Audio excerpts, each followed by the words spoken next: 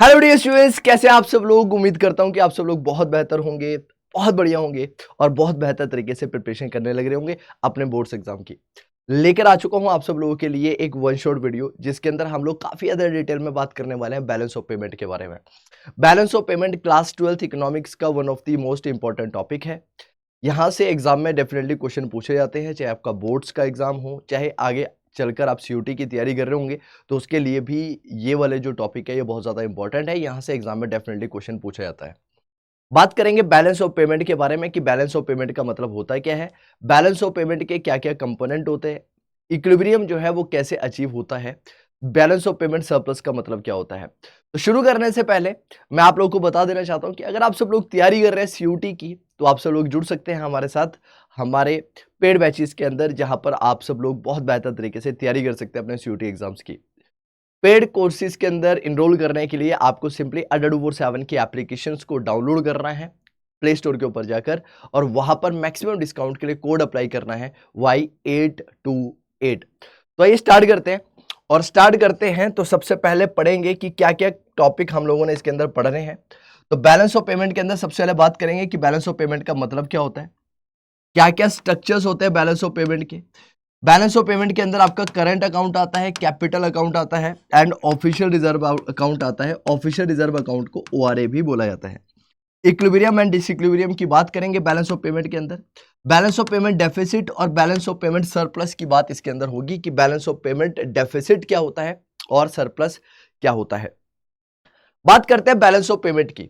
अगर मैं आप सब लोगों से बोलूं कि बैलेंस ऑफ पेमेंट क्या है, तो आप सब लोग बोल सकते हैं कि सर बैलेंस ऑफ पेमेंट कुछ भी नहीं है, it is just like your passbook. जैसे कि आप सब लोगों की पासबुक ट्रांजैक्शंस बताती है कि आपके अकाउंट के अंदर कितना पैसा आया और आपके अकाउंट से कितना पैसा गया, इसके बारे में पूरी की पूरी जानकारी जो है उसके द्वारा दी जाती है। सेम सेंस पर बैलेंस ऑफ पेमेंट की अगर मैं बात करता हूं, तो बैलेंस ऑफ पेमेंट भी एक स्टेटमेंट है जो कि बताती है एक कंट्री के द्वारा किए गए ट्रेड्स के बारे में। जो एक कंट्री ट्रेड करती है किसके साथ में, रेस्ट ऑफ दी वर्ल्ड के साथ में, उन ट्रांजैक्शंस के बारे में बताती है कि एक कंट्री किस तरह से ट्रेड करती है रेस्ट ऑफ दी वर्ल्ड के साथ में। तो रेस्ट ऑफ दी वर्ल्ड के साथ में हमने एक्सपोर्ट किया, इंपोर्ट किया, उन सारी की सारी ट्रांजैक्शंस को यहां पर रिकॉर्ड किया जाता है।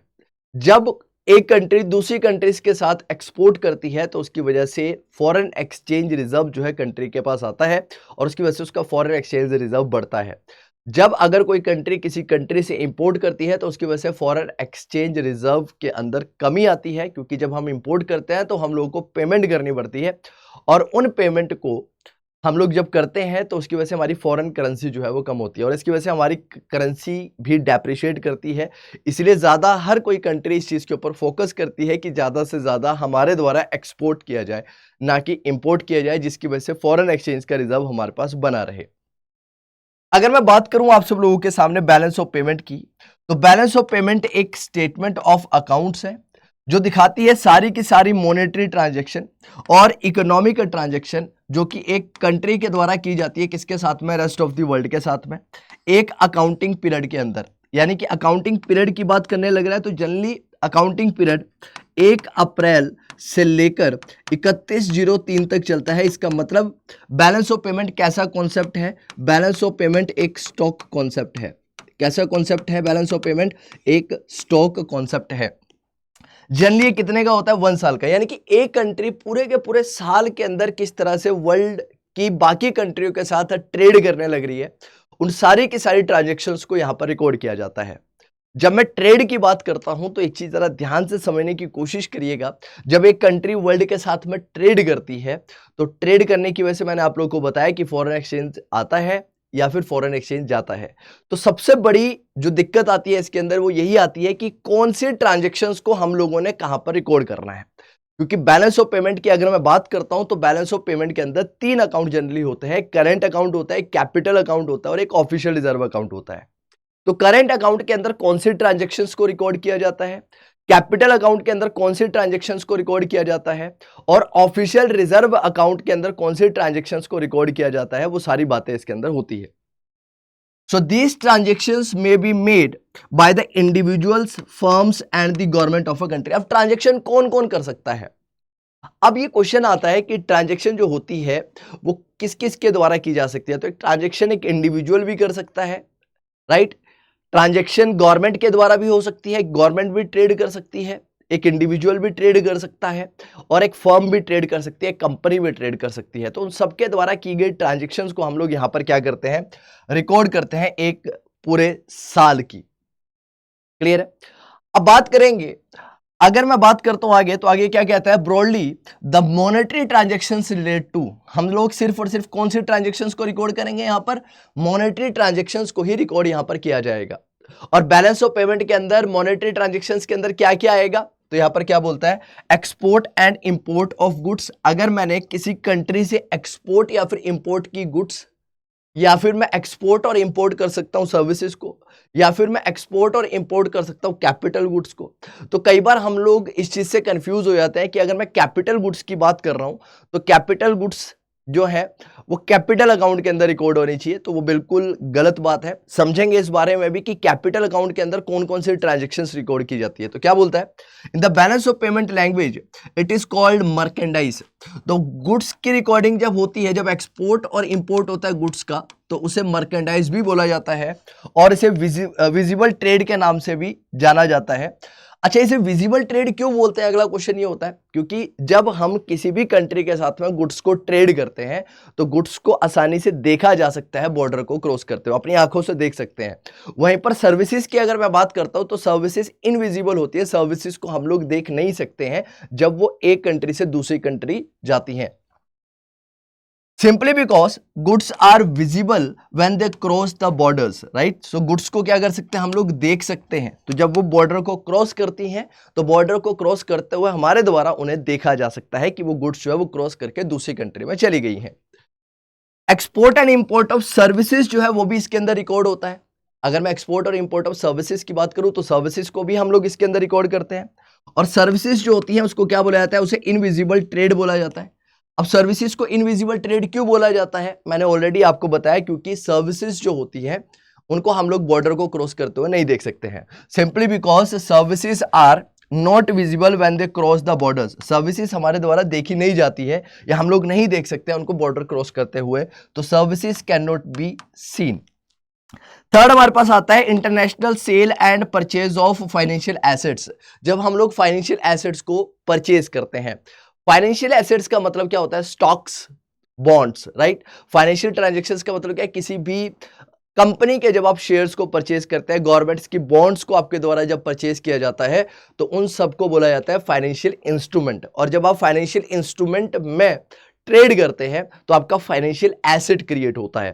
तो इसके अंदर हमारा क्या क्या आता है, स्टॉक्स आते हैं, हमारा बॉन्ड्स यहां पर आता है, और चौथा आपको देखने के लिए मिलेगा international sale and purchase of real assets. Real assets का मतलब है कि आप सब लोग इंटरनेशनली सेल एंड परचेज कर रहे हैं किसी एसेट्स का, राइट। प्लांट एंड मशीनरी वगैरह आप बाहर से इंपोर्ट कर रहे हैं, बाहर को एक्सपोर्ट कर रहे हैं, तो वो भी इसी कैटेगरी के अंदर आएगा।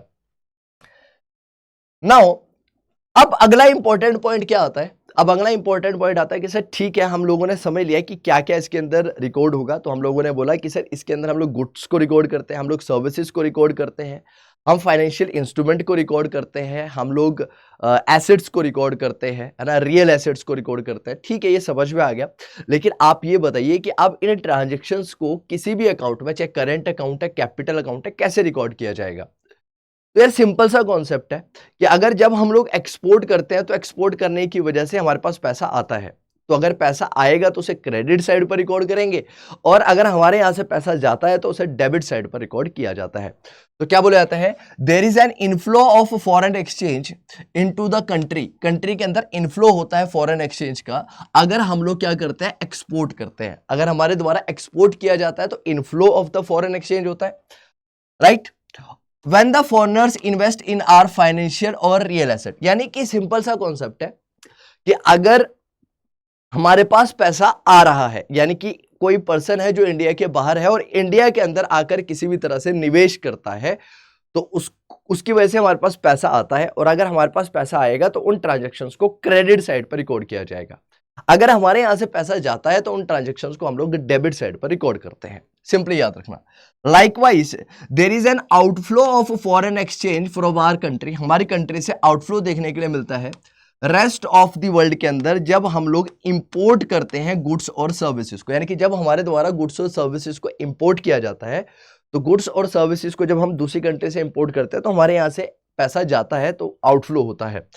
Are resident invest in the financial और the real asset of the other country, या फिर हमारे रेजिडेंट के द्वारा दूसरे कंट्री के फाइनेंशियल एसेट या रियल एसेट के अंदर पैसा इन्वेस्ट किया जाता है, तो हमारे यहां से आउटफ्लो देखने के लिए मिलता है, हमारे यहां से पैसा जाता है, तो इसको डेबिट साइड पर रिकॉर्ड किया जाएगा और इन ट्रांजेक्शन्स को क्रेडिट साइड पर रिकॉर्ड किया जाता है। सिंपली क्रेडिट साइड का मतलब प्लस साइन के साथ में, और डेबिट साइड का मतलब है कि इसको हम लोग माइनस साइन के साथ रिकॉर्ड करेंगे। तो बैलेंस ऑफ पेमेंट क्या करता है, ये रिकॉर्ड करता है सारी की सारी रिसीट्स को, सारी की सारी पेमेंट्स को, यानी कि जो पैसा आया या फिर जो पैसा गया, इन सारी की सारी ट्रांजेक्शन्स को रिकॉर्ड किया जाता है फॉरेन एक्सचेंज की। रिसीट्स जो है उनको क्रेडिट साइड पर रिकॉर्ड किया जाता है, यानी कि पैसा आएगा तो क्रेडिट साइड पर रिकॉर्ड करेंगे, जबकि पेमेंट जो होती है उन्हें रिकॉर्ड किया जाता है डेबिट साइड पर माइनस साइन के साथ। Balance of payment account thus prepared reflect performance of our economy in relation to the rest of the world, यानी कि जब भी बैलेंस ऑफ पेमेंट अकाउंट बनाया जाता है तो ये हमारी परफॉर्मेंस बताता है कि हमारी performance rest of the world के साथ में कैसी, यानी कि दुनिया के साथ हम लोग कैसे ट्रेड करने लग रहे हैं, यानी कि दुनिया के साथ में हमारी पोजीशन कैसी है, मतलब हम लोग ज्यादा एक्सपोर्ट करते हैं या फिर हम लोग ज्यादा इंपोर्ट करने लग रहे हैं, है ना। तो इसकी वजह से क्या होता है, अगर हम लोग एक्सपोर्ट ज्यादा करते हैं और इंपोर्ट कम करते हैं तो हमारे पास ट्रेड सरप्लस देखने के लिए मिलता है, वी हैव ट्रेड सरप्लस। अगर हम लोग इंपोर्ट ज्यादा करते हैं और एक्सपोर्ट कम है तो हमारे पास ट्रेड डेफिसिट होता है। क्या देखने के लिए मिलता है हमें, ट्रेड डेफिसिट देखने के लिए मिलता है। पैसा आएगा ज्यादा अगर एक्सपोर्ट करेंगे, इंपोर्ट कम करेंगे तो ट्रेड सरप्लस होगा प्लस साइन के साथ में, अगर इंपोर्ट ज्यादा होगा एक्सपोर्ट कम होगा तो ट्रेड डेफिसिट होगा माइनस साइन के साथ में। कैसे शो होगा, इसे माइनस साइन के साथ इसको शो किया जाता है। अब आगे समझने की कोशिश करना, component of the balance of payment account, यानी कि बैलेंस ऑफ पेमेंट अकाउंट जब भी बनता है तो उसके क्या क्या कंपोनेंट होते हैं, यानी कि बैलेंस ऑफ पेमेंट के अंदर हम लोगों ने गुड्स सर्विसेज इन सब चीजों के बारे में बात करी, तो इसको रिकॉर्ड कैसे किया जाता है। तो जनरली हमारे पास 3 अकाउंट होते हैं, राइट। 3 अकाउंट कौन कौन से होते हैं, तो 3 अकाउंट हमारे पास, एक तो करेंट अकाउंट देखने के लिए मिलता है, एक हमारे पास कैपिटल अकाउंट होता है और एक हमारे पास ऑफिशियल रिजर्व अकाउंट होता है। ये 3 अकाउंट हमें देखने के लिए मिलते हैं। इन 3 अकाउंट के अंदर हम लोग रिकॉर्डिंग करते हैं, एक करेंट अकाउंट के अंदर करेंगे, एक कैपिटल अकाउंट के अंदर करेंगे और एक ऑफिशियल रिजर्व अकाउंट के अंदर करेंगे, जिसे कि हम ORA भी बोलते हैं। क्या बोलते हैं, ORA बोलते हैं, ऑफिशियल रिजर्व अकाउंट बोलते हैं। सबसे पहले बात करेंगे कि करंट अकाउंट के अंदर कौन कौन से ट्रांजेक्शन्स को रिकॉर्ड किया जाता है, यानी कि करंट अकाउंट के अंदर क्या क्या रिकॉर्ड होने वाला है। करंट अकाउंट के अंदर क्या गुड्स को रिकॉर्ड किया जाएगा, क्या सर्विसेज को किया जाएगा, क्या रियल एसेट्स को किया जाएगा, क्या फाइनेंशियल एसेट्स को रिकॉर्ड किया जाएगा, कौन सी ट्रांजैक्शन जो है वो करंट अकाउंट के अंदर आती है। तो करंट अकाउंट के अंदर रिकॉर्ड किया जाता है receipts and payment of foreign exchange on account of such transactions, उन ट्रांजेक्शंस की वजह से रिसीट या फिर हमारे यहां से पैसा जाता है, आता है, पेमेंट करते हैं, which do not impact asset and liability status of a country. ये बहुत इंपॉर्टेंट पॉइंट है यहां पर, और यही चीज आप लोगों को याद रखनी है मेन, कि जब हम करंट अकाउंट की बात करेंगे तो करंट अकाउंट के अंदर उन ट्रांजेक्शन्स की बात करेंगे जिसकी वजह से नंबर 1 हमारा एसेट और नंबर 2 हमारी लायबिलिटी, यानी कि हमारी संपत्ति या फिर हमारी लायबिलिटी यानी कर्जा, या ना तो हमारी संपत्ति बढ़नी चाहिए, ना हमारी संपत्ति कम होनी चाहिए, ना हमारा कर्जा बढ़ना चाहिए, ना हमारा कर्जा कम होना चाहिए, यानी कि हम जिस पोजीशन पर हैं हम उसी पोजीशन पर रहना चाहिए, right. Liabilities or assets of a country in relation to the rest of the world are neither raised nor reduced। ना तो हमारी liability बढ़ेगी, ना हमारी liability कम होगी, ना हमारा asset create होगा, ना हमारा asset कम होगा। In other words, current account transaction do not give rise to the future claims। ये important पॉइंट है जो आप लोग को याद रखना है, और यही पॉइंट अगर आप लोग को याद रहेगा तो आप लोग आसानी से समझ जाएंगे कि इसके अंदर क्या रिकॉर्ड होगा। तो याद रखिएगा कि करंट अकाउंट के अंदर हम लोग उन ट्रांजैक्शंस की बात करते हैं जिसकी वजह से हमारा फ्यूचर क्लेम इंक्रीज नहीं होता है। It won't lead to increase in the future claim. हमारे फ्यूचर क्लेम के अंदर कोई भी इंक्रीमेंट होता हुआ आप लोगों को नजर यहां पर नहीं आएगा। नेक्स्ट पॉइंट के ऊपर चलते हैं। तो भैया क्या क्या रिकॉर्ड होने वाला है करंट अकाउंट के अंदर। अगला पॉइंट ये आता है कि करंट अकाउंट के अंदर सब ठीक है, हमें समझ में आ गया कि हमारा एसेट और लायबिलिटी के ऊपर कोई इंपैक्ट नहीं पड़ना चाहिए। हमारा ना एसेट बढ़ना चाहिए ना हमारी लायबिलिटी बढ़नी चाहिए, ठीक है, ये समझ में आ गया। लेकिन ये बताइए कि कौन कौन सी ऐसी ट्रांजैक्शंस है या फिर कौन कौन सी ऐसा ट्रेड है जिसकी वजह से ना हमारा एसेट बढ़ता है ना हमारी लायबिलिटी बढ़ती है, बताइए जरा। तो सबसे पहले अगर बात करता हूं तो इसके अंदर नंबर 1 पर रिकॉर्ड होता है goods, export and import of goods. अगर मैं एक्सपोर्ट या फिर इंपोर्ट करता हूं गुड्स का, तो गुड्स का अगर एक्सपोर्ट और इंपोर्ट किया जाए तो उसको रिकॉर्ड किया जाता है यहां पर। गुड्स का मतलब हो गया हमारा मर्केंडाइज, गुड्स का मतलब हो गया हमारी इन्वेंट्री। अगर हमारी इन्वेंट्री का क्या किया जाता है, एक्सपोर्ट इंपोर्ट किया जाता है, तो उसकी वजह से ना हमारा एसेट कम होता है ना उसकी वजह से हमारा लायबिलिटी कम होता है। अब कई बच्चे ये सोचेंगे सर इन्वेंट्री तो गई, लेकिन इन्वेंट्री हमारा स्टॉक इन ट्रेड होता है ना। स्टॉक इन ट्रेड का मतलब क्या है कि एक प्रोड्यूसर जो वो इन्वेंट्री बनाता ही क्यों है, उसको बनाता ही बेचने के पर्सपेक्टिव से है। तो export and import of goods is treated as merchandise और विजिबल ट्रेड। विजिबल ट्रेड क्यों बोलते हैं, मैंने आपको ऑलरेडी बताया। मर्केंडाइज भी इसे बोलते हैं because it is use for trade purpose. This is a visible trade because goods are tangible. ये विजिबल ट्रेड है क्योंकि हमारी जो गुड्स होती है वो कैसी होती है, टेंजेबल होती है, और देयरफॉर हम लोग इसे देख सकते हैं जब वो बॉर्डर को क्या करती हैं, क्रॉस करती है। यानी कि ये गुड्स जब बॉर्डर को क्रॉस करके दूसरी कंट्री में जाती हैं तो हम लोग आसानी से देख सकते हैं कि यार देखो वो हमारी गुड्स है और ये बॉर्डर को क्रॉस करके दूसरी साइड चली गई है। Example, export and import of cellular phones can be seen while crossing the borders. अब मान लेते हैं मैं क्या करता हूं, मैं चाइना से एक्सपोर्ट एंड इंपोर्ट करता हूं, है ना। क्या करता हूं, चाइना से एक्सपोर्ट और इंपोर्ट, या फिर चाइना को एक्सपोर्ट करता हूं या फिर इंपोर्ट करता हूं सेलुलर फोन्स को। सेलुलर फोन्स का मतलब क्या हुआ, मोबाइल फोन्स। एग्जांपल के तौर पर आपने वीवो, ओप्पो, इन कंपनीज के नाम तो सुने ही होंगे, वीवो, ओप्पो के। तो वीवो एंड ओप्पो ये सारी की सारी कंपनीज क्या करती है, मोबाइल फोन्स में डील करती है। तो इनका एक्सपोर्ट और इंपोर्ट अगर आप लोगों को होता हुआ दिखे तो आप लोगों को समझना है कि क्या हो रहा है, यहाँ पर ट्रेड हो रहा है। और किसका ट्रेड हो रहा है, ये इन्वेंट्रीज का ट्रेड हो रहा है, मर्केंडाइज का ट्रेड हो रहा है, ठीक है। चलिए नेक्स्ट पॉइंट पे आते हैं, और अगला पॉइंट क्या कहता है, export and import of services जो है वो भी इसी के अंदर आता है। किसकी बात की जाती है, अगर मैं एक्सपोर्ट करता हूं, इंपोर्ट करता हूं सर्विसेज को। अब सर्विसेज की एक इंपॉर्टेंट बात क्या है कि सर्विसेज आर इनटेंजेबल। सर्विसेज कैसी होती है, हमारी सर्विसेज हमारी इनटेंजेबल होती हैं। इनटेंजेबल का मतलब क्या होता है, या फिर हम लोग इसे बोल सकते हैं हमारी सर्विसेज जो होती है वो इनविजिबल होती है। इनटेंजेबल, इनविजिबल का मतलब क्या है, that we can not see this services crossing the border. हम लोग इन सर्विसेज को बॉर्डर क्रॉस करते हुए नहीं देख पाते हैं, राइट। तो क्या बोलता है, export and import of services is treated as invisible trade. ऐसा इसलिए है बिकॉज ये टेंजेबल नहीं है, मैटेरियलिस्टिक नहीं है, और देयरफॉर हम लोग क्या नहीं कर सकते, इसको देख नहीं सकते हैं बॉर्डर को क्रॉस करते हुए। ये बॉर्डर को क्रॉस करके जा रही हैं तो हम लोग इनको नहीं देख पाएंगे अपनी आंखों से। एग्जाम्पल के तौर पर मैं आप लोगों को बताता हूं, जैसे कि services of a lawyer, services of a doctor, services of a chartered accountant. ये सारी की सारी सर्विसेज हम ले तो लेते हैं, इंश्योरेंस सर्विसेज, लेकिन हमें ये दिखती नहीं है। अगर मान लो मैं बाहर से कोई सर्विसेज लेने लग रहा हूँ, इंपोर्ट करने लग रहा हूँ, तो हम लोग इन सर्विसेज को देख नहीं पाते हैं, ठीक है, इसलिए इनविजिबल ट्रेड में रखा जाता है। एग्जाम्पल, इंश्योरेंस सर्विसेज जो कि हम लोगों ने the across the countries can not be seen crossing the borders. ये बॉर्डर क्रॉस करते हुए हम लोग नहीं देख पाएंगे।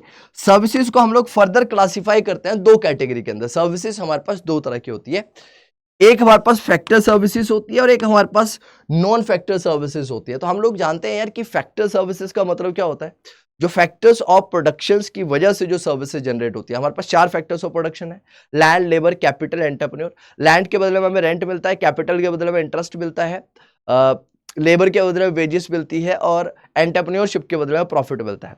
इसके अलावा बाकी सारी जो भी सर्विसेज है वो किस कैटेगरी के अंदर जाएगी, वो नॉन फैक्टर सर्विसेज की कैटेगरी के अंदर हमारी जाने वाली है, राइट। तो सबसे पहले बात करते हैं हम लोग किसके बारे में, फैक्टर सर्विसेज के बारे में। फैक्टर सर्विसेज का मतलब क्या हो गया, तो कहता है factor services are those which lead to the factor payment और फैक्टर इनकम। ऐसी सर्विसेज जिसकी वजह से हमारी फैक्टर इनकम जनरेट हो, जिसकी वजह से हमारी फैक्टर पेमेंट जनरेट हो या फिर फैक्टर इनकम जनरेट हो, उनको फैक्टर सर्विसेज बोला जाता है और वो जनरली अराइज होती है फैक्टर्स ऑफ प्रोडक्शन से। बैलेंस ऑफ पेमेंट की अगर बात की जाए तो monetary transaction related to the factor incomes are split as, क्या क्या आती है आपको मैंने ऑलरेडी बताया। तो एक तो इन्वेस्टमेंट इनकम आएगी इसके अंदर, कंपनसेशन ऑफ एम्प्लॉइज आएगा, वेजेस आएगा। Investment includes income on account of rent, interest and profit, यानी कि वही चार चीजें आएंगी, लेकिन यहां पर मैंने इसको क्या बोल दिया, इसको मैंने बोल दिया यहां पर इन्वेस्टमेंट इनकम। क्या बोल दिया मैंने इसको, यहां पर इन्वेस्टमेंट इनकम के नाम से मैंने आप लोगों को यहां पर बता दिया कि इसको इन्वेस्टमेंट इनकम बोलेंगे। तो बैलेंस ऑफ पेमेंट के अंदर क्या क्या आने वाला है, तो बैलेंस ऑफ पेमेंट के अंदर फैक्टर इनकम, फैक्टर इनकम के अंदर compensation of employees, compensation of employees का मतलब है एम्प्लॉइज की वेजेस। दूसरे नंबर पर आता है इन्वेस्टमेंट इनकम, इन्वेस्टमेंट इनकम के अंदर हमारा रेंट आएगा, इंटरेस्ट आएगा और ये प्रॉफिट आएगा। ये चारों की चारों चीजें इसके अंदर क्या हो जाएगी, इंक्लूड हो जाएगी। ये चारों की चारों चीजें हम लोग क्या कर लेंगे इसके अंदर, इंक्लूड कर लेंगे सर, ठीक है।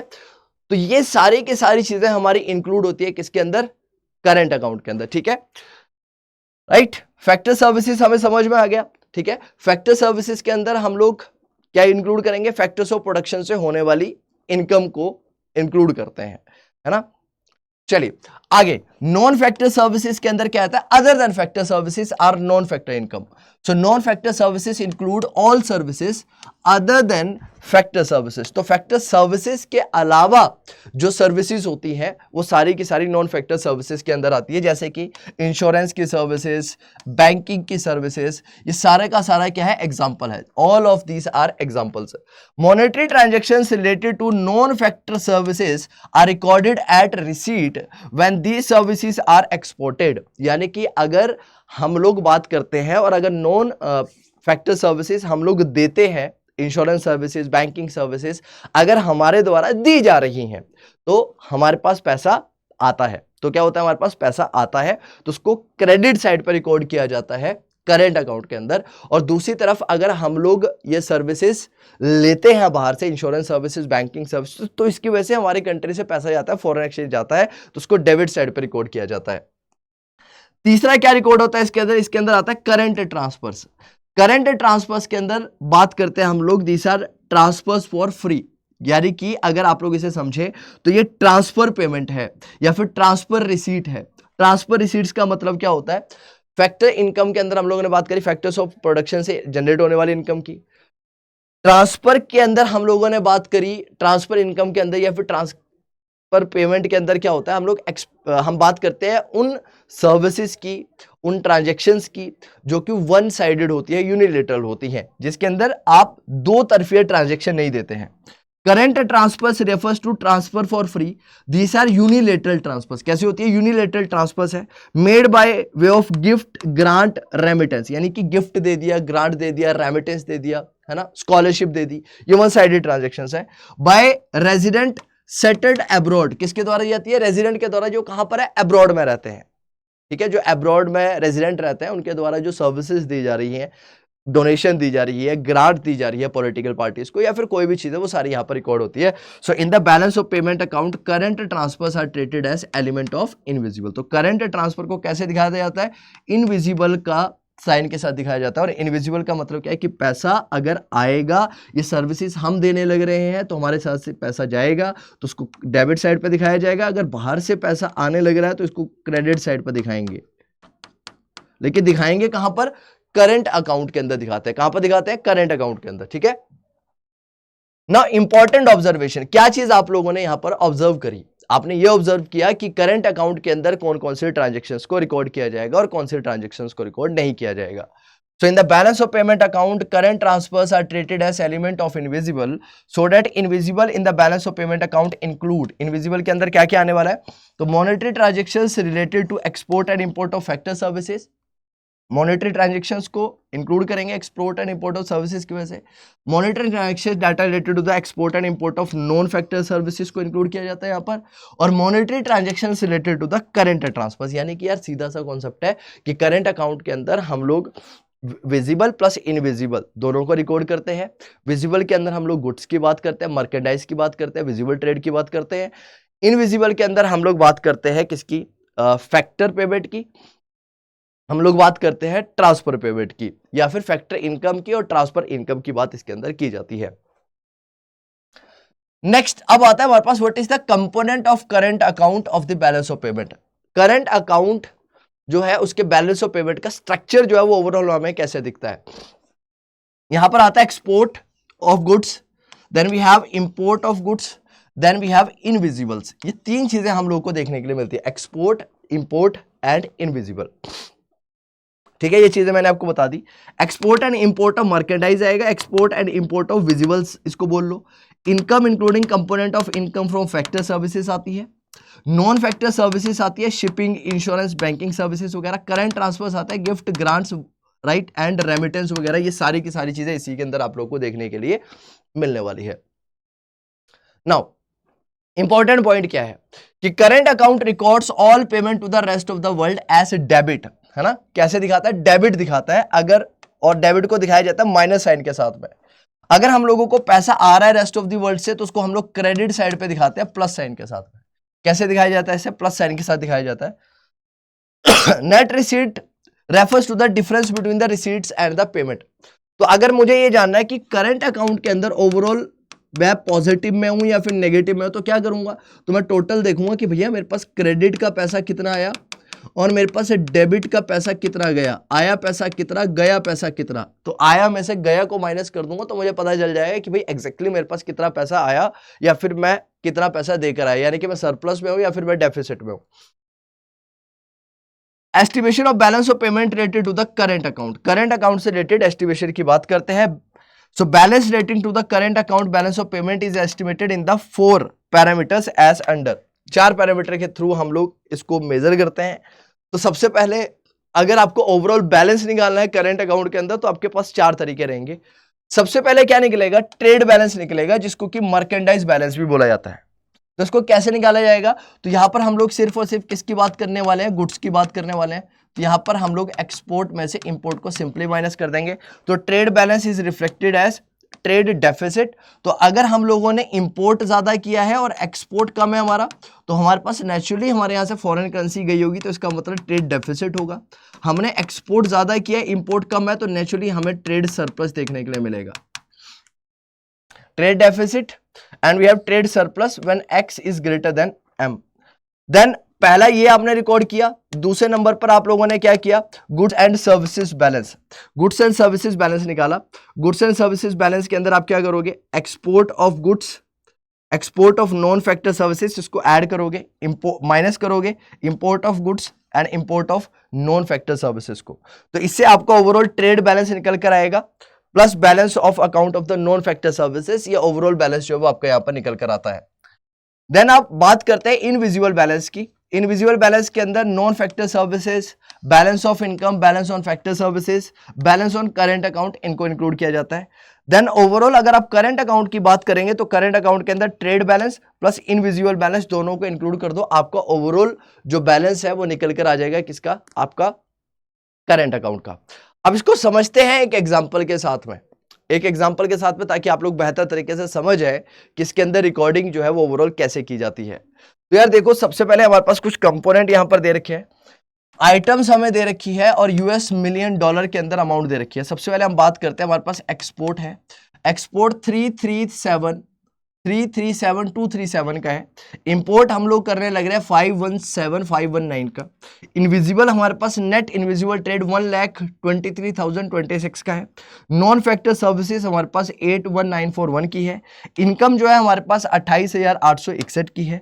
ट्रांसफर्स जो हम लोगों ने ओवरऑल किए हैं वो 69,946 के किए हैं। ये हमारे पास ओवरऑल ट्रांसफर्स है। नाउ अब बात ये आती है कि यार कैसे कैसे अब हम लोगों ने इसको रिकॉर्ड करना है, कैसे करंट अकाउंट का बैलेंस जो है वो ओवरऑल निकाला जाए। यानी कि अगर मुझे करंट अकाउंट का बैलेंस निकालना तो कैसे निकलेगा, तो सबसे पहले मैं क्या करूंगा इसके अंदर, देखो जैसे मैंने आपको बताया, सबसे पहले ट्रेड बैलेंस निकालो। ट्रेड बैलेंस निकालने के लिए आपने सिंपली क्या करना है, आपने export and import of goods की बात करनी है ना। तो यहां पर देखो एक्सपोर्ट ऑफ गुड्स कितना है, एक्सपोर्ट हमारे पास 3,37,237 का है। इंपोर्ट हमारे पास 5,17,519 का है। एक्सपोर्ट में से इंपोर्ट को माइनस कर दो तो आपका यहां पर क्या निकल कर आएगा, आपका यहां पर निकल कर आएगा नेट ऑफ एक्सपोर्ट्स, है ना। आपका निकल कर आएगा यहाँ पर ट्रेड बैलेंस। तो अगर आप देखेंगे एक्स माइनस एम करेंगे तो एक्सपोर्ट कम है, इंपोर्ट ज्यादा है, तो ओवरऑल माइनस में आया। कितना ट्रेड डेफिसिट की वैल्यू कितनी निकल कर आई, माइनस 1,80,282 जो है वो इसकी वैल्यू निकल कर आ गई। कितनी वैल्यू निकल कर आई, माइनस 1,80,282 वैल्यू इसकी निकल कर आती है ओवरऑल। नाउ अब बात करते हैं गुड्स एंड सर्विसेज बैलेंस की, राइट। अब दूसरा आप लोगों ने क्या करना है, goods and services balance. Goods and services balance के अंदर क्या करो, सबसे पहले ट्रेड बैलेंस जो आपने ऊपर निकाला इसको जोड़ो और नॉन फैक्टर सर्विसेज को ऐड करो, है ना। तो गुड्स एंड सर्विसेज बैलेंस निकालने के लिए नॉन फैक्टर सर्विसेज को यानी कि अदर देन फैक्टर सर्विसेज को इसके अंदर इंक्लूड करना है। अदर देन फैक्टर सर्विसेज को आपको इसके अंदर इंक्लूड करना है। अब यहां पर देखो, इससे बैलेंस निकल कर आया था और अदर देन फैक्टर सर्विसेज यानी नॉन फैक्टर सर्विसेज आपको 81,941 की दे रखी है, इसको ऐड कर लो तो ओवरऑल यहां पर अगेन माइनस 98,341 जो है वैल्यू यहां पर निकल कर आ रही है। कितने निकल कर आ रही है, माइनस 98,341 वैल्यू निकल कर आ रही है। देन थर्ड आप लोगों ने क्या करना है, इसके अंदर इनविजिबल बैलेंस को ऐड करना है। थर्ड आपने इनविजिबल बैलेंस निकालना है। इनविजिबल बैलेंस कैसे निकलेगा, इनविजिबल बैलेंस निकालने के लिए आपने नॉन फैक्टर सर्विसेज को, फैक्टर सर्विसेज को और करंट ट्रांसफर्स को, राइट, आप लोगों ने इसके अंदर इंक्लूड करना है। ट्रांसफर्स को भी इंक्लूड किया जाएगा। Balance of non factor services की वैल्यू 81941 है। Balance on income factor services हमने नेट ली है बाहर से तो इसको माइनस किया जाएगा क्योंकि माइनस में है, और उसके बाद ट्रांसफर्स ऐड कर लेंगे तो ओवरऑल इसका बैलेंस निकल कर आएगा 1,23,026। अब फाइनली करंट अकाउंट का बैलेंस निकालने के लिए ट्रेड बैलेंस और इनविजिबल बैलेंस को आप लोगों को क्या करना पड़ेगा, ऐड करना पड़ेगा। ट्रेड बैलेंस हम लोगों ने निकाला था माइनस 1,80,282 था। इनविजिबल बैलेंस हमारे पास 1,23,026 था। ओवरऑल वैल्यू अगर आप लोग इंक्लूड करेंगे तो माइनस 57,256 आएगी, यानी कि हमें यहाँ पर डेफिसिट देखने के लिए मिल रहा है। तो करंट अकाउंट के अंदर क्या है हमारे पास, there is a deficit in the current account. तो क्या कहता है, export of goods and services are recorded as positive. अगर एक्सपोर्ट करते हैं गुड्स और सर्विसेज का पॉजिटिव साइन के साथ में, इंपोर्ट करते हैं गुड्स और सर्विसेज का तो उसको रिकॉर्ड किया जाता है नेगेटिव साइन के साथ में। All receipts on account of the transfers are recorded as positive. पैसा आता है तो पॉजिटिव साइन के साथ में, पैसा जाता है तो उसे नेगेटिव साइन के साथ रिकॉर्ड किया जाता है। यानी कि पैसा आएगा तो पॉजिटिव साइन, पैसा जाएगा तो उसे नेगेटिव साइन के साथ रिकॉर्ड किया जाएगा। क्लियर है। नाउ सेकेंड हमारे पास आता है कैपिटल अकाउंट। करंट अकाउंट के बारे में तो हम लोगों ने पढ़ लिया कि क्या रिकॉर्ड होगा क्या रिकॉर्ड नहीं होगा, लेकिन बात करते हैं कैपिटल अकाउंट की। अब कई बार हम लोग ये सोचकर कंफ्यूज हो जाते हैं कि यार देखो, कैपिटल अकाउंट की अगर मैं बात करता हूं तो कैपिटल अकाउंट के अंदर तो हमें उन ट्रांजेक्शंस को रिकॉर्ड करना चाहिए ना।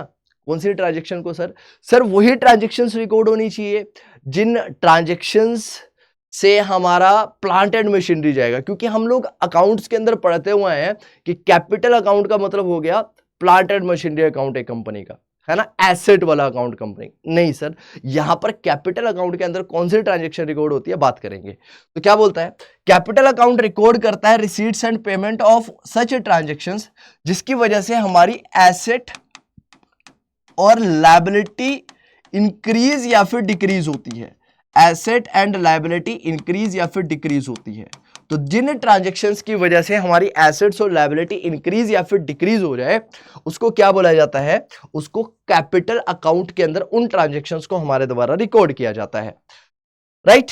तो which cause an impact on assets and liability status of a country in relation to the rest of the world. Liabilities और assets of a country in relation to the rest of the world are either raised, या तो हमारी assets और liability बढ़ेंगी या फिर assets और liability कम होंगी, right. Capital account transactions lead to future claim. तो आपने सिंपली यहां पर क्या याद रखना है कि कैपिटल अकाउंट की वजह से, कैपिटल अकाउंट ट्रांजैक्शंस की वजह से आप लोगों का फ्यूचर क्लेम जो है वो अराइज होता है। It will lead to future claim, इसकी वजह से आपको फ्यूचर क्लेम अराइज होता हुआ नजर आएगा। नाउ कई बार देखो यहां पर मैंने आपको बताया sometime confusion is raised regard to the export and import of capital goods, है ना। कई बार कंफ्यूजन हो जाती है कि कैपिटल अकाउंट की बात कर रहा हूं तो कैपिटल अकाउंट के अंदर कैपिटल गुड्स की बात करनी चाहिए सर, और अगर मैं कैपिटल गुड्स की बात कर रहा हूं तो मतलब प्लांट एंड मशीन को हम लोगों को इसके अंदर रिकॉर्ड करना चाहिए। तो क्या बोलता है, such transactions be included in the capital account. आपसे पूछा है कि क्या ऐसी ट्रांजेक्शन्स को रिकॉर्ड करना चाहिए कैपिटल अकाउंट के अंदर, तो कहता है नो, हमें नहीं करना चाहिए। कहता है क्यों?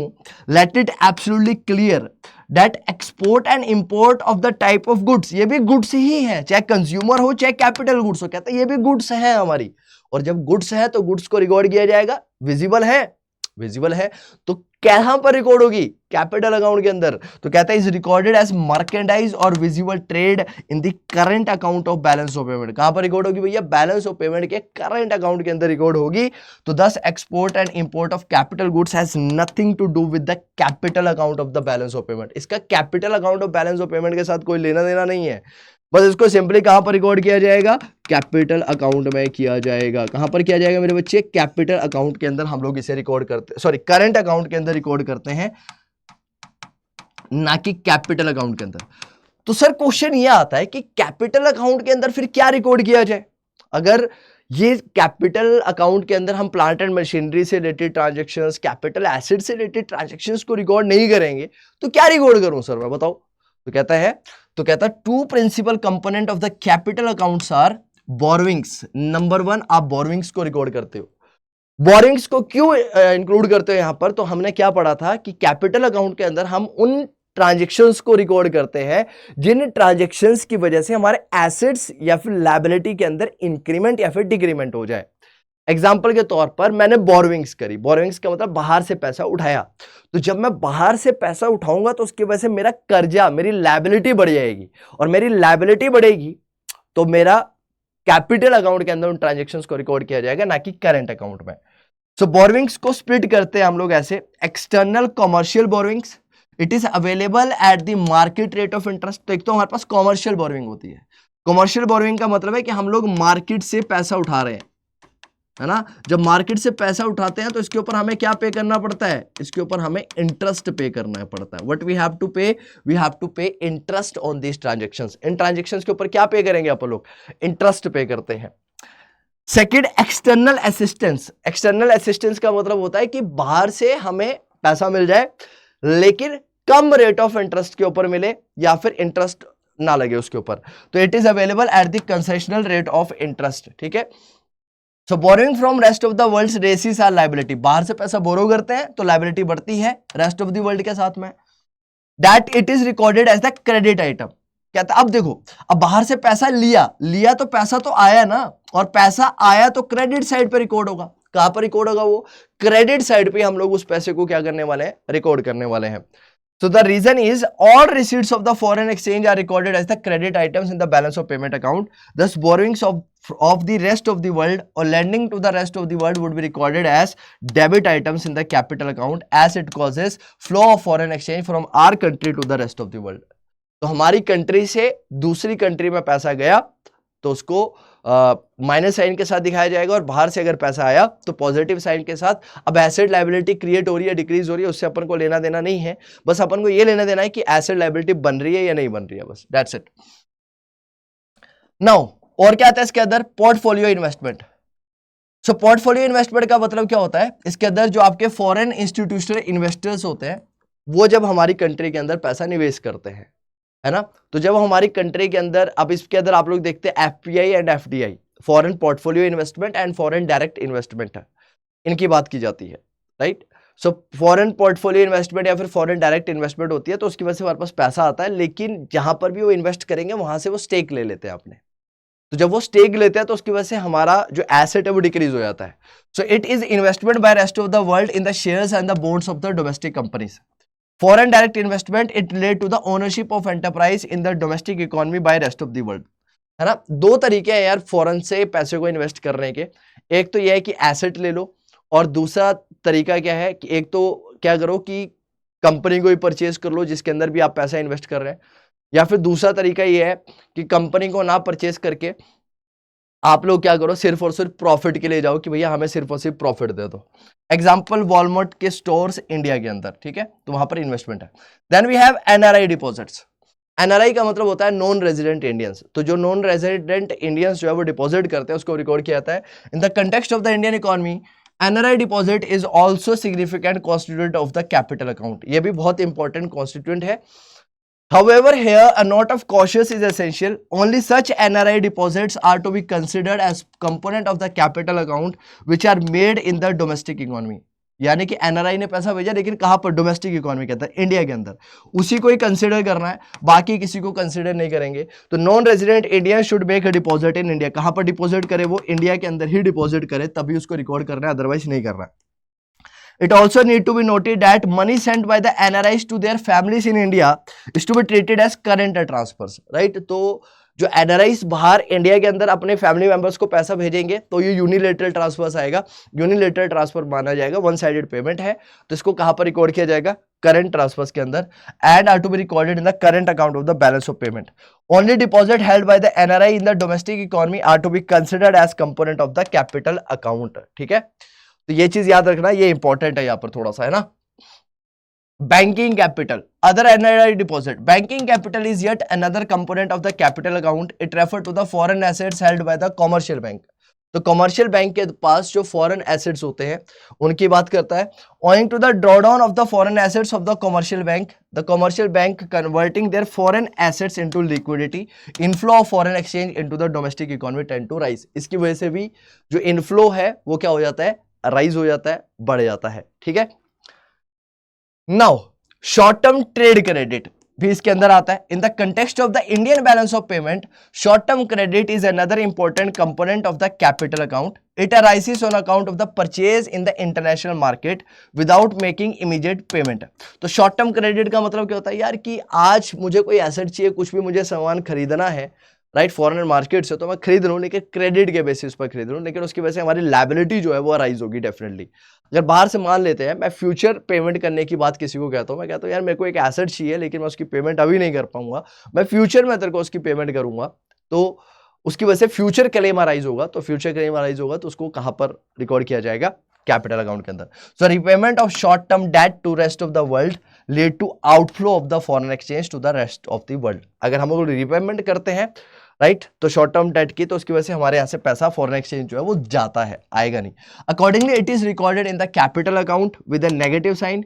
Inward flow of the foreign exchange from rest of the world on the other side is recorded as a positive side, right. तो सिंपल सा कॉन्सेप्ट है कि अगर यार पैसा देने लग रहे हो तो डेबिट साइड पे जाएगा, अगर पैसा आने लग रहा है तो उसको क्रेडिट साइड पे रिकॉर्ड किया जाएगा, simple. Now what is the basic structure of the capital account. अब कैपिटल अकाउंट का एक स्ट्रक्चर बनाता है, एक खाचा बनाते हैं कि स्ट्रक्चर आपका कैपिटल अकाउंट दिखता है कैसा है। तो कैपिटल अकाउंट के क्या क्या कंपोनेंट है, स्ट्रक्चर क्या है कैपिटल अकाउंट के, राइट। नेट फ्लो कैसे दिखाया जाएगा, तो सबसे पहले हमारे पास आती है बोरोइंग्स, फिर हमारे पास आता है फॉरेन इन्वेस्टमेंट्स, राइट। बोरोइंग्स के अंदर एक्सटर्नल कॉमर्शियल बोरोइंग्स आती है और एक्सटर्नल असिस्टेंस आती है। फॉरेन इन्वेस्टमेंट के अंदर FII, फॉरेन इंस्टीट्यूशनल इन्वेस्टर्स का पैसा, जिसको कि पोर्टफोलियो इन्वेस्टमेंट भी बोला जाता है। Then FDI, foreign direct investment का पैसा, NRI का डिपॉजिट, banking capital excluding NRI deposits, ये सारी चीजें यहाँ पर आती है, राइट। ये सारी की सारी ट्रांजेक्शन्स आपकी कैपिटल अकाउंट के अंदर रिकॉर्ड होती है। बस इतना याद रखना कि कैपिटल अकाउंट के जो कंपोनेंट्स है वो क्या क्या है। करंट अकाउंट के क्या क्या कंपोनेंट हुए वो आप लोगों को समझ में आ गए, कैपिटल अकाउंट के क्या क्या कंपोनेंट होंगे वो भी आप लोगों को समझ में आगे होंगे। तो ये इंपॉर्टेंट है यार, क्योंकि अगर आप लोगों को ये सारे के सारे पॉइंट्स याद हैं तो आपका ये प्रैक्टिकल क्वेश्चन अगर इससे आएगा तो आप कभी गलत नहीं करेंगे, believe my words. Now similarly to current account, capital account records all payment words as debit indicated by negative sign. ये भी ऐसे दिखाता है, अगर पैसा आता है रेस्ट ऑफ द वर्ल्ड से तो क्रेडिट साइन के साथ, प्लस साइन के साथ दिखाया जाता है। Flows in capital accounts are shown as net capital flow reflect the balance on account of the capital account transactions, positive or negative. Positive balance indicate that the inward flow exchange is greater than the outward flow, while the negative is just opposite. तो positive sign अगर overall इसमें भी दिखेगा तो क्या दिखाएगा कि हम लोगों ने ज्यादा एक्सपोर्ट किया है रादर देन हम लोगों ने इंपोर्ट, यानी कि हम लोगों ने ज्यादा बोरोइंग्स नहीं करी है या फिर हमने ज्यादा इन्वेस्टमेंट नहीं करी है, एज कंपेरेटिवली हमारे पास ज्यादा इन्वेस्टमेंट हुई है या फिर हमारे पास ज्यादा इनफ्लो देखने के लिए मिला। ठीक है, क्लियर है इतनी बातें। अब यार हमारे पास आता है कि कैपिटल अकाउंट के अंदर क्या क्या बैलेंस होना चाहिए, what should be the balance और how to calculate capital account balance. ठीक है, तो कैपिटल अकाउंट कैसे निकाला जाता है, तो हमारे पास यहाँ पर एक्सटर्नल असिस्टेंस दे रखी है 3413 की, एक्सटर्नल कमर्शियल बोरोइंग दे रखी है 10,416 की, शॉर्ट टर्म क्रेडिट है 2021 का, बैंकिंग कैपिटल है 17,820 की, फॉरेन इन्वेस्टमेंट है 30,094 की, अदर फ्लोज हमारे पास 1,026 के हैं, कैपिटल अकाउंट बैलेंस 54,403 का है।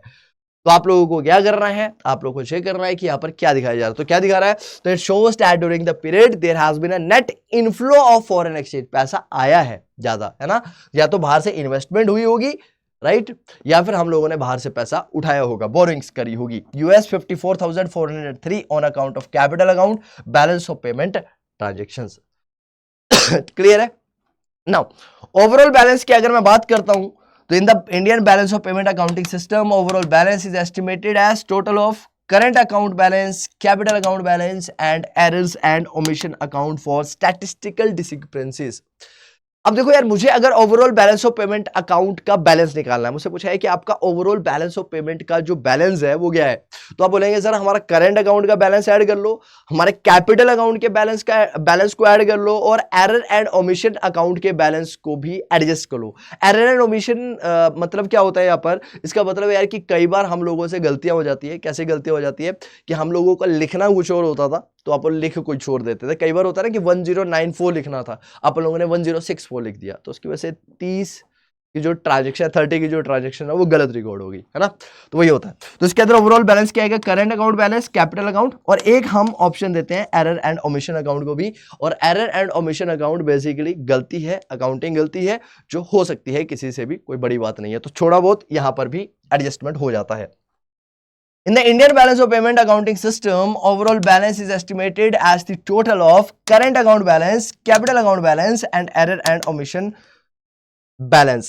तो अब अगर मैं पिछले क्वेश्चंस की बात करूं, तो उस क्वेश्चन के अंदर करंट अकाउंट का बैलेंस हम लोगों ने निकाला था, कैपिटल अकाउंट का बैलेंस हम लोगों ने निकाला था, और एरर एंड ओमिशन अकाउंट हम लोगों ने ले लिया कि -4863 है, राइट, राइट, ये इसका बैलेंस था। और उसके बाद हम लोगों ने capital account, error and omission account ले लिया, तो ओवरऑल राइट एस्टिमेटेड वैल्यू हम लोगों ने बताया कितनी हो सकती है। तो ओवरऑल हमारी जो बैलेंस निकल कर आया वो निकल कर आया $339 मिलियन का।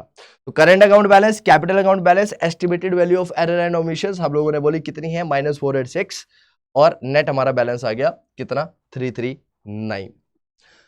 Now next point is what is official reserve account. Official reserve account का मतलब क्या होता है, ठीक है, मैंने आपको बताया था कि हमारे पास बैलेंस ऑफ पेमेंट को रिकॉर्ड करने के लिए 3 अकाउंट होते हैं, current account, capital account, official reserve account. Current account के बारे में हम लोगों ने समझा, कैपिटल अकाउंट के बारे में हम लोगों ने समझा, बात करेंगे ऑफिशियल रिजर्व अकाउंट की, कि ऑफिशियल रिजर्व अकाउंट के अंदर कौन कौन सी ट्रांजेक्शन्स को रिकॉर्ड करते हैं, क्या इसके अंदर ट्रांजेक्शन रिकॉर्ड होती है या नहीं होती है। तो क्या बोलता है, the overall balance is finally reflected in the official reserve balance और अकाउंट ऑफ द आरबीआई। तो यार जो ये करंट अकाउंट, कैपिटल अकाउंट का जो ओवरऑल सम टोटल बैलेंस देखने को मिलेगा वो आपको आरबीआई के ऑफिशियल रिजर्व अकाउंट के अंदर देखने के लिए मिलता है। RBI is basically the custodian of the reserve forex reserves of the country. आप सब लोग जानते हैं आरबीआई यानी कि central bank, apex bank is basically the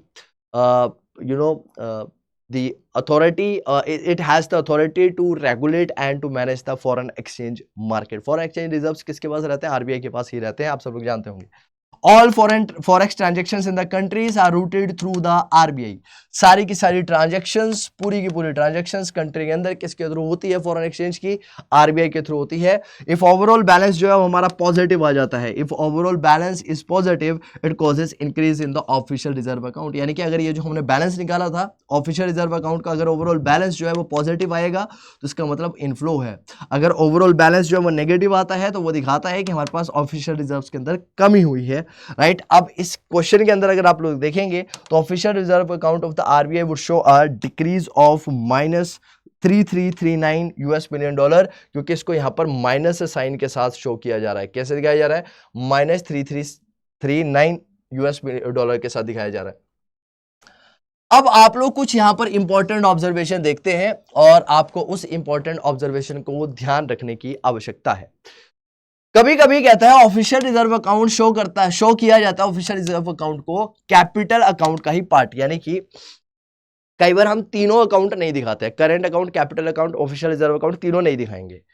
capital account का ही पार्ट ऑफिशियल रिजर्व अकाउंट को मान लिया जाएगा, या फिर कैपिटल अकाउंट के अंदर ही ऑफिशियल रिजर्व अकाउंट के ट्रांजेक्शन्स को दिखा देंगे, उसको सेपरेट अकाउंट नहीं दिखाएंगे।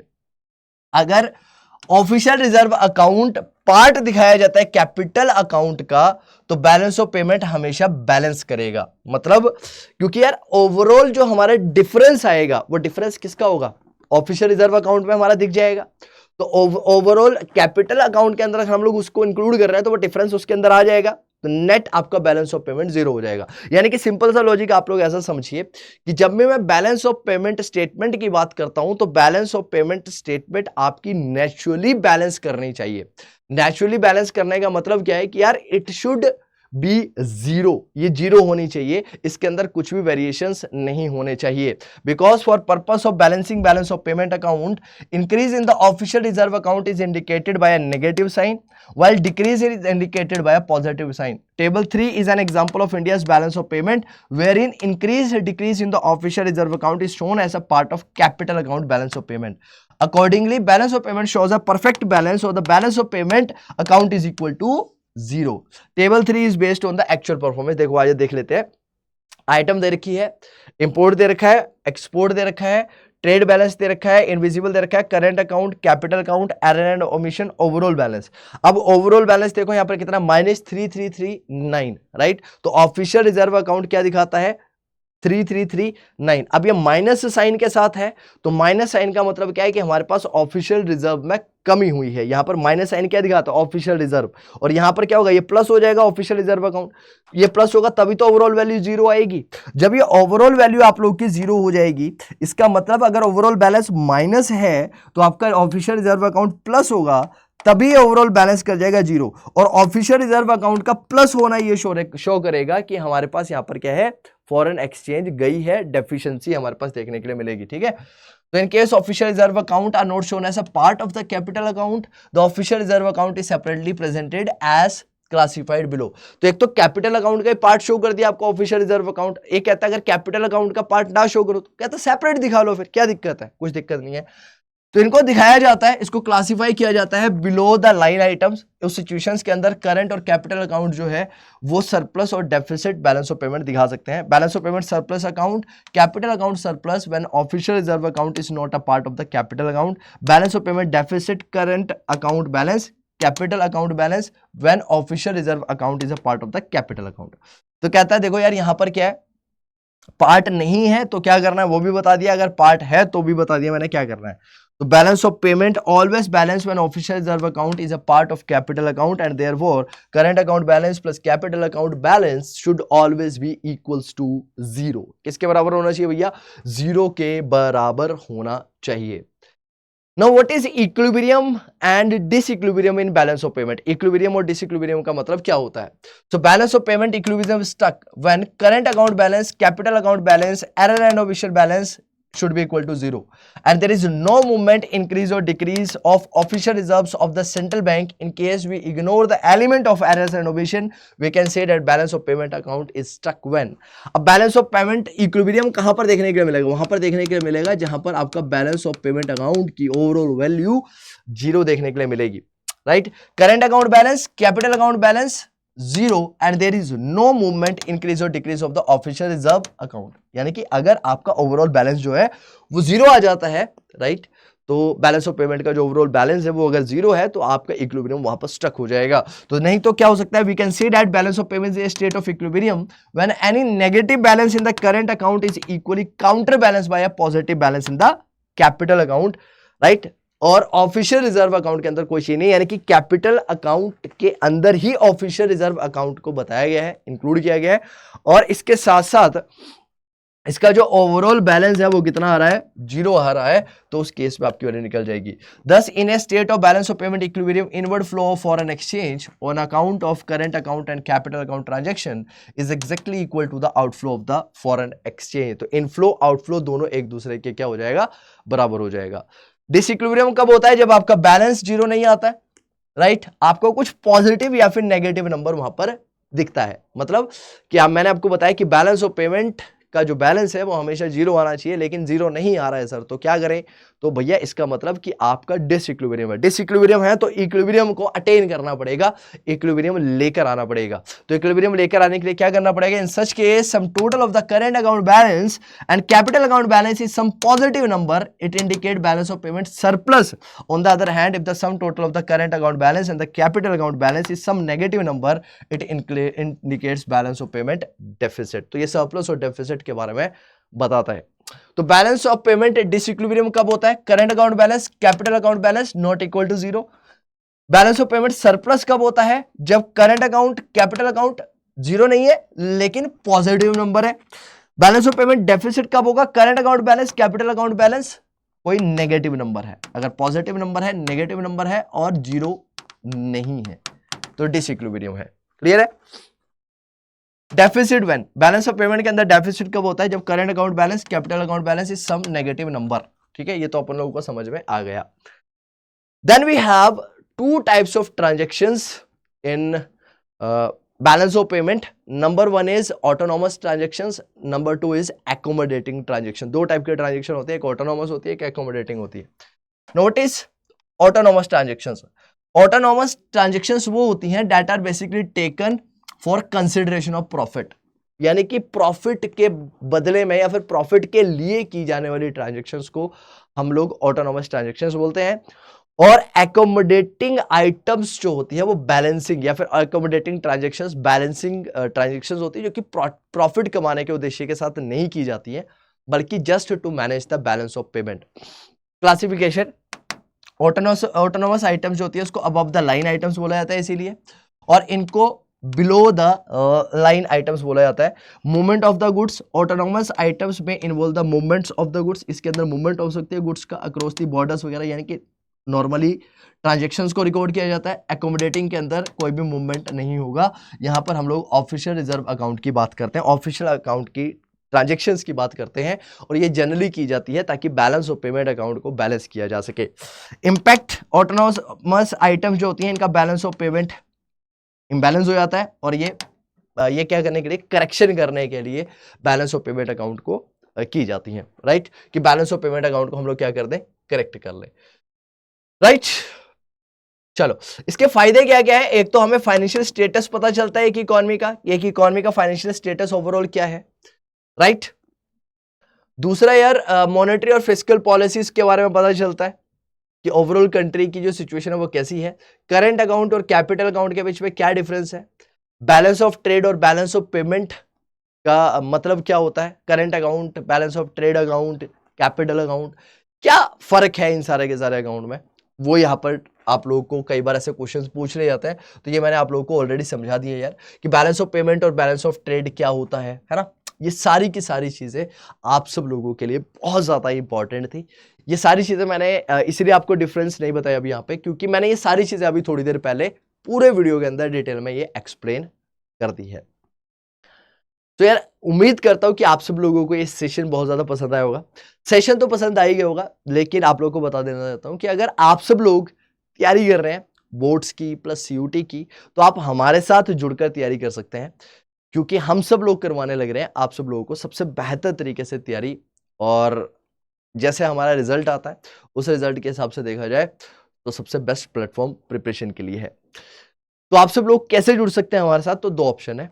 नंबर 1, ADADO47 की एप्लीकेशन के ऊपर जाओ, प्ले स्टोर के ऊपर, सॉरी ADADO47 की एप्लीकेशन को डाउनलोड करो प्ले स्टोर के ऊपर जाकर। प्ले स्टोर के ऊपर जाओ, ADADO47 लिखो, डाउनलोड करो और वहां से जाकर कोर्सेज को परचेज कर लो।